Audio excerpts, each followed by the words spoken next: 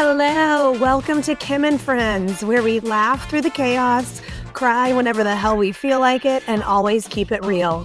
Because as women, the conversations we have and the stories we share behind closed doors need to be heard out in the wild. I'm Kim, and I appreciate you taking the time to listen today. I really hope something resonates with you.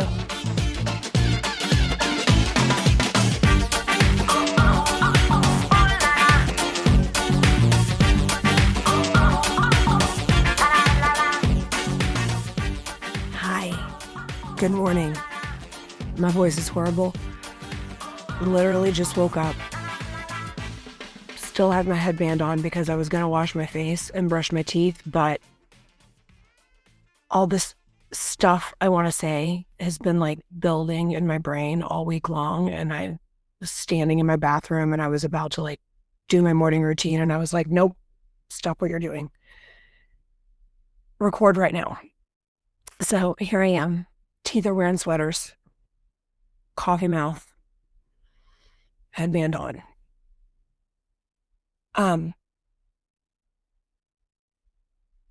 Y'all know I've been working in the fitness industry for coming up on like 20 years. Plenty of people in the industry, decades longer than me. They've seen it more than I have, but like there's a cycle, and there's this endless, secular, sometimes healthy, sometimes toxic, just revisiting that happens over and over and over again. More women are lifting weights than ever before. This is fantastic news. I'm so happy to hear that. But there's a thing that's been really like heavily present in my algorithm as of late that has me feisty, and it feels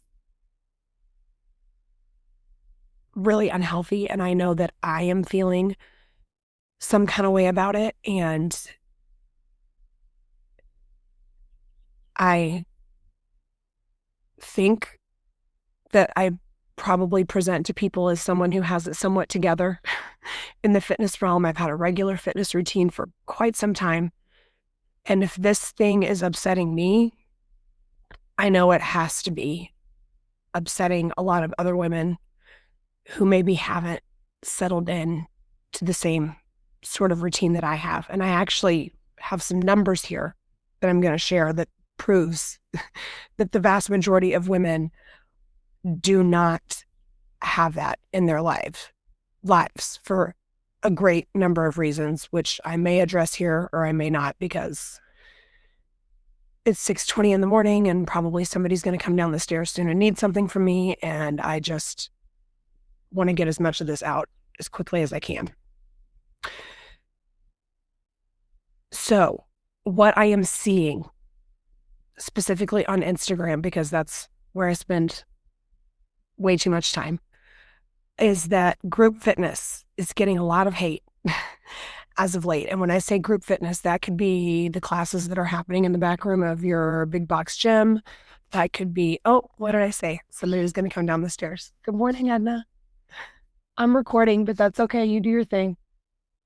That could be fitness studios, boutique fitness studios, F45, Burn Boot Camp, Orange Theory. But the influencers that make money making content and lifting weights are coming down on group fitness because they say that we are, and it's no secret, I work at one of these boutique group fitness facilities. I've never really named it on here, but it's not a secret. That we're false advertising because we don't provide proper progressive overload over a strategized period of time to allow women to achieve the lean toned aesthetic look that they desire.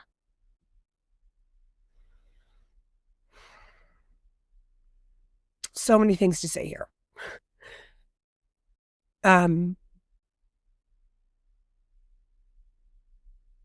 Not all women are training for aesthetic. A lot of us are every day of our lives fighting maybe a quiet or not so quiet battle to not base our exercise on how we appear in the world. We've spent, from the moment we saw our first magazine up until now, chasing some sort of look that exterior forces are telling us that we are supposed to have. And me, probably a lot of you, wake up every morning and say, no, this movement is for me.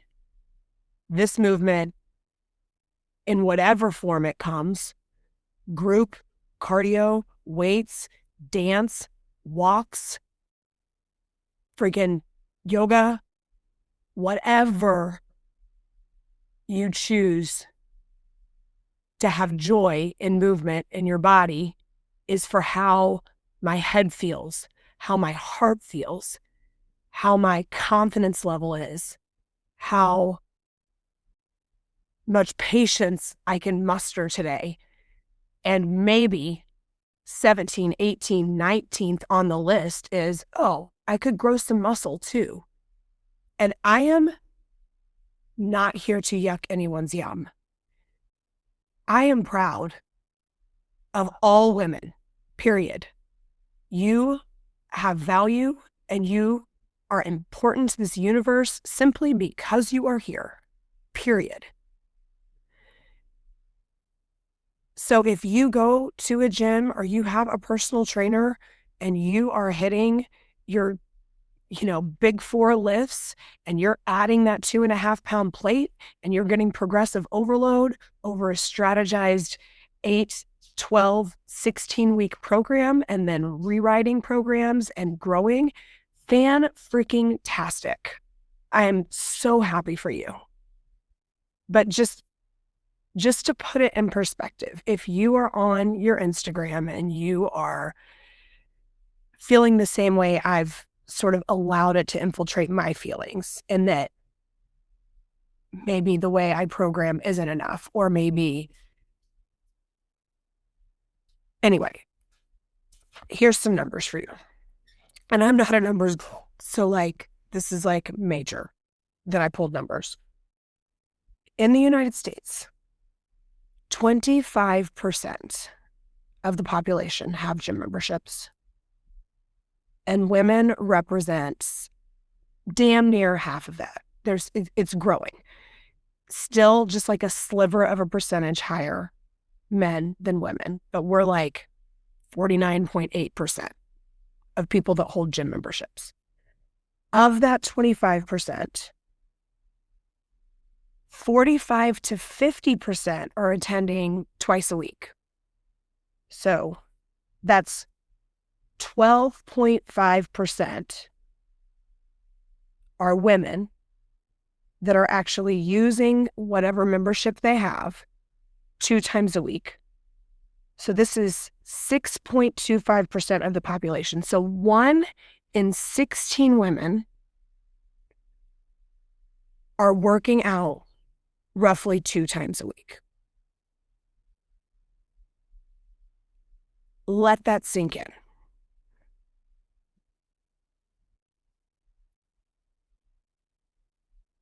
Where are these other women? Why aren't they able to do it? Are they doing it at home? Are they doing it outside of what would be considered having a gym membership? Yes, there are people that are doing that. Again, I am not here to yuck anyone's yum. But those women are the ones that I think about all the time. I want them to find ways to move their bodies in a way that brings them joy. And I'm sure their algorithm looks a little different than mine. But to all of those women who have gym memberships they don't use, or have joined countless gyms and canceled, or feel intimidated, or not enough, or unworthy, or I hate to say it, but have even actually been like bullied or talked down to or treated poorly in these environments. God, my heart goes out to you. And I want to train you. And I want to see you. Why can't I? Well, here's something to consider.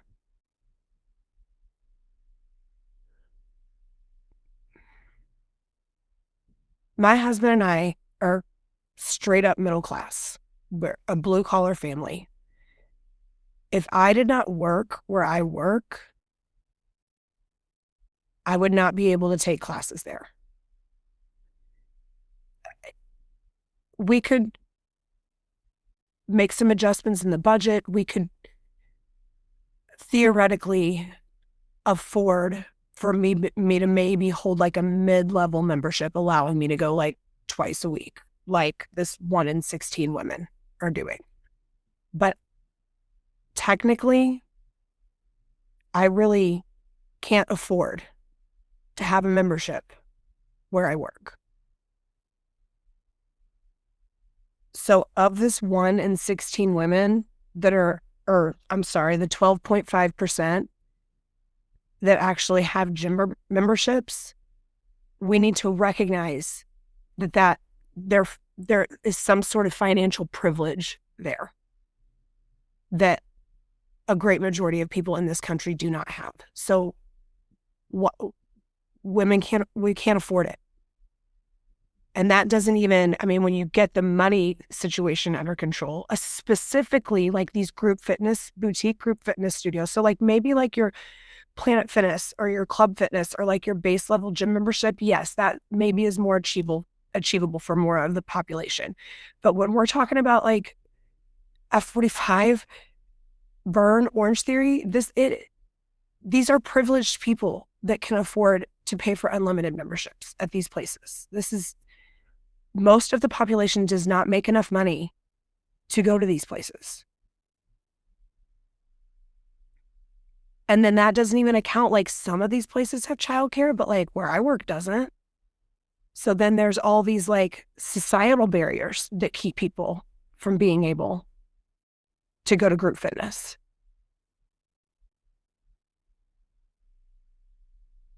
That pool of women, that's who I want to train. That's who I want in my studio, or that's who I want to be able to create a studio for them to come to. So when I see my social media telling this 1 in 16 women that the group fitness class you attend twice a week is a waste of your time and that we're false advertising to you because you're not training properly to get your body to look the way that society tells you your body should look, I get a little shook. Going back to what I was initially saying, like, what's your motivator to move your body? Because I try every day, every morning when I get up and I lift my shirt up and I look at my stomach in the mirror, I'm like, your stomach's beautiful. Your stomach's beautiful. No matter what size it is, no matter what level of bloat you're at today, I know I'm not the only woman who is doing this. When you can shift your motivation to what brings you fulfillment, to what brings you contentment, to what brings you peace, and not what you look like or how defined your arms or your abs are or how thin your legs are, that is so much more fulfilling and so much less hard, because it's never easy to make it a consistent practice. And what group fitness provides is, for one, a slightly lower barrier of entry financially, still expensive, but less expensive than hiring a personal trainer. And the vast majority of women don't have the knowledge or the access to know how to go in and program themselves or know how to have the right form. So you need a professional, you need a support system to teach you how to do those things.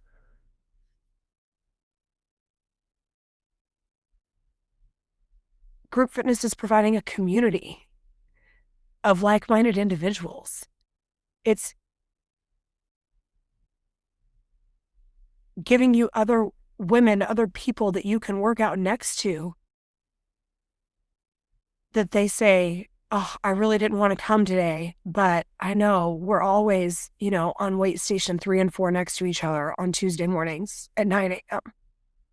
I'm like getting emotional.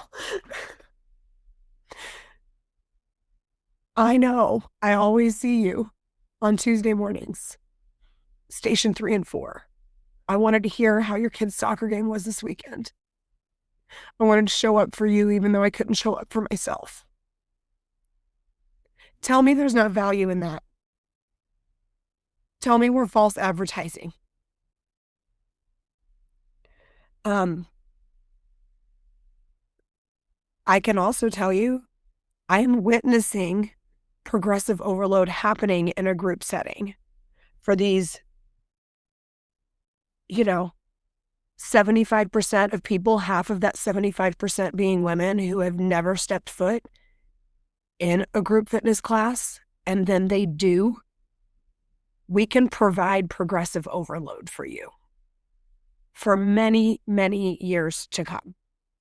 Have I seen people sort of graduate out of group fitness and move on to more strategized programming? Absolutely. With love. I wish you well. Everything is not for everybody or every body. And when you're in your social media and you are seeing these influencers who have something to gain financially by telling you that your group fitness class is lying to you and you need to come buy my program or do what I'm selling, the vast majority of it is online programming. So you would be losing that community aspect. If that community aspect doesn't matter to you, with love, go do their program. This headband's starting to hurt my head.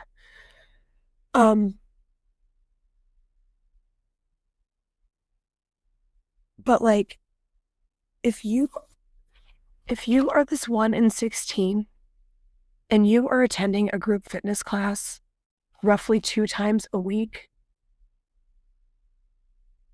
you're fucking winning, woman. So don't let social media get it twisted. It looks like everybody's doing all the things, and it makes you feel like you aren't doing enough things. You are doing enough things. You are doing enough things. Okay, so then here's another piece of this. Relentless pursuit of self-improvement is not just about physical movement. There is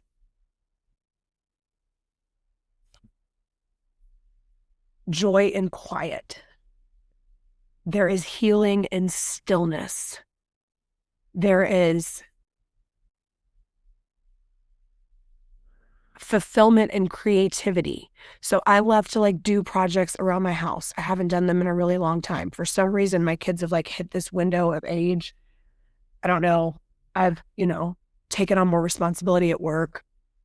But whenever I get like hyper focused on a creative project, like I used to cut silhouettes too, like black on white silhouettes and sell those. Whenever I get like hyper fixated on any sort of creative project, like I'm redoing one of my kids' rooms or I'm like changing around artwork in the house, for whatever reason, I don't work out. Like it takes over. And that's like the thing that I'm focusing on. So if I'm taking like 2 weeks out to like fill this creative place in my heart, in my soul, in my body, I'm not exercising. There's only so many hours in the day, and I go to work and then I rush home and I don't work out and I work on painting that room or switching around the artwork or rearranging the furniture. That's self-improvement. Attending to my creative nature is self-improvement.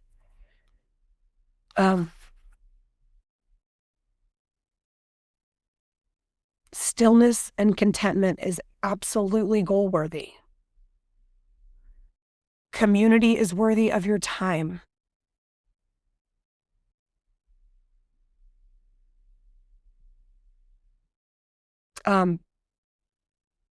From my personal experience, chasing an aesthetic came up feeling really empty and unrewarding. The head and the heart are a part of the equation. And the way you look won't fix that. So this relentless pursuit of self-improvement from a place of comparison, from a place of not already having like that feeling of I am worthy, is also its own sort of mental unwellness. And balance doesn't exist. If one plate is full, another one is soaking in the sink or underneath your teenager's bed, molding. Like, there is no balance. It's juggling, really, and balls are dropping. I feel like that's a more accurate analogy. And I just want to finish with a couple of words that aren't my own. There's been some other things on social media that have been more positive, that have been, in my algorithm as well. So I'll also say, when you have somebody in your algorithm that pisses you off, don't even think twice. Remove them, delete them. If you're not following them already, just block it. If you follow them, unfollow them.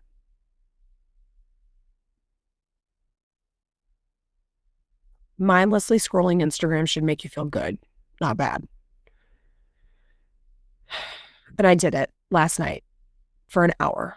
Sat on my front porch for an hour and scrolled Instagram. It was a lot of fun.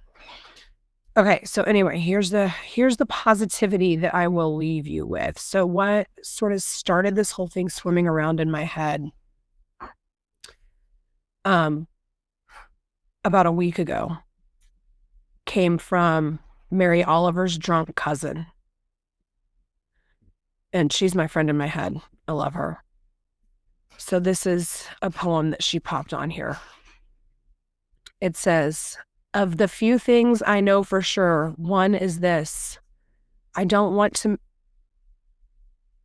Of the few things I know for sure, one is this: I don't want to mistake a life of relentless self-improvement for a life. And then I came across this morning too, and it's kind of long, so bear with me. Self-improvement is a good thing, but if it comes from a place of inferiority, it will always lead to unhealthy striving. If you're trying to change yourself in order to feel good enough, it will inevitably lead to self-criticism and shame. Why am I still struggling with this? Why can't I change? Maybe I just need to work harder or try harder. The problem isn't you. It's that you're trying to build from a faulty foundation.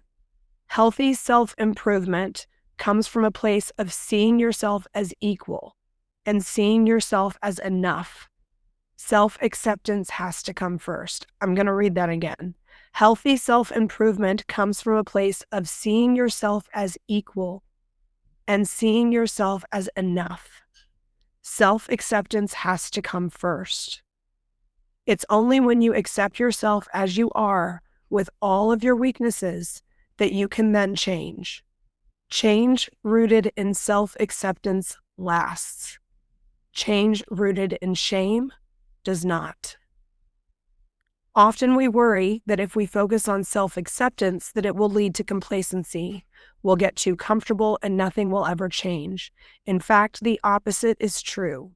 Unconditional acceptance makes it easier to grow and makes the changes we want to make in life. Unconditional acceptance makes it easier to grow and make the changes we want to make in life. Self-acceptance and self-improvement are not mutually exclusive. We need them both in order to live happy and fulfilling lives. Two things can be true. We are a work in progress, and we are enough. And that is what it means to see yourself as equal.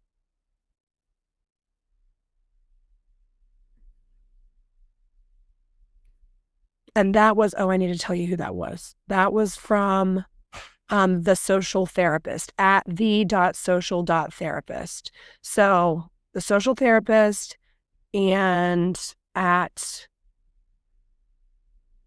Mary Oliver's drunk cousin. So their words were really healing and helpful for me this week. So that's what I'm going to leave you with on this Tuesday. And that half of 75% of women that aren't working out anywhere or aren't working out in a gym setting, I want to find you. You're my people. Even if you're not working out with me, I want to figure out what makes you tick and what makes you want to move, and I want to find a way for you to be able to do it. I think about y'all a lot. Anyway, much love. See you next week.